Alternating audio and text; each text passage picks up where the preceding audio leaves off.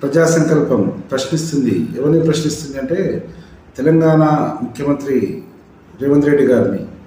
ఎందుకంటే గత 15 రోజులుగా మొత్తం అధికారిక మాధ్యమాల్లో తెలంగాణ రైజింగ్ అని పెడుతున్నారు. అందరు కలెక్టర్లు కూడా వాళ్ళ లోగో, వాళ్ళ డీపీలంతా. అసలు రైజింగ్ అంటే దేంట్లో రైజింగ్? ముఖ్యమంత్రి గారు చెప్పాలి మీరే. అవినీతిలోనా? ఎస్, అవినీతిలో తెలంగాణ రైజింగ్లో ఉంది. గతంలో కంటే ఇప్పుడు ఎక్కువగా ఉంది. గత ప్రభుత్వానికి ఈ ప్రభుత్వానికి తేడా ఏం లేదు అవినీతిలో.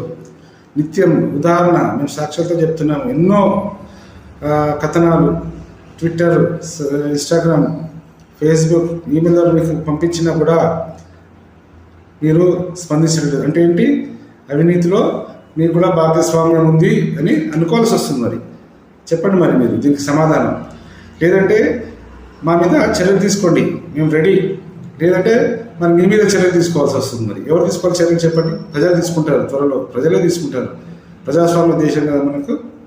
కాబట్టి ఒకటి మిమ్మల్ని ప్రశ్నించేది, రైజింగ్ అనేది తీసేయండి, ఆ పదం తీసేసేయండి. తెలంగాణ రైజింగ్ అనేది అవినీతిలో రైజింగ్. అది ఎన్నో అవినీతి అక్రమాల గురించి ఇక హైదరాబాద్ చెప్పండి అవసరం లేదు. రోజుకో మాట, పూటకో బాటల కింద అయిపోయింది హైడ్రాది.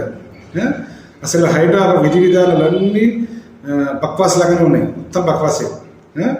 అసలు ప్రజలను పిచ్చోళ్ళని చేస్తున్నారు. ప్రజలను అవినీతి అధికారులు వదిలిపెట్టి మేము అక్రమంగా అసలు అక్రమం కట్టుకుంది ఎందుకు? ఎవరు ఇచ్చారు పర్మిషన్? ప్రభుత్వం కదా, జిహెచ్ఎంసీ కదా, హెచ్ఎంఏ కదా, రేరా కదా, రిజిస్ట్రేషన్ సబ్ రిజిస్టర్ ప్రైవేట్ వాడా? చెప్పండి.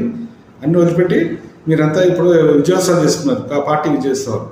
అసలు ఇంతనన్నా ఇంకిత జ్ఞానం ఉండాలి అధికారులకు, అందరికీ, ప్రభుత్వానికి కూడా.